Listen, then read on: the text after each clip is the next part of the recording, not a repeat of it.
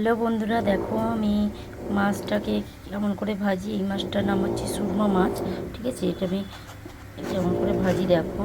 এটা হচ্ছে রাওয়া, ঠিক আছে। এই রাওয়াটাকে দিয়ে আমি কেমনভাবে ভাজি। এটা দিয়ে ভাজলে না খুব সুন্দরই খেতে লাগে।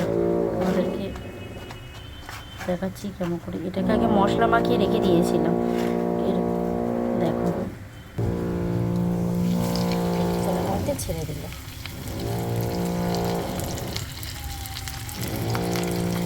কেমন ভাজা হচ্ছে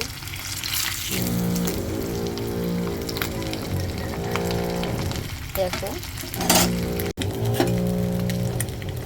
এটাকে আবার উল্টে দেবো। গ্যাসটা বেশি, প্রথমে একটু হাই ফ্লেমে দিয়ে দেবে, তারপরে একটু নর্মাল ফ্লেমে দিয়ে দেবে। দেখো চেপে চেপে দিতে হবে।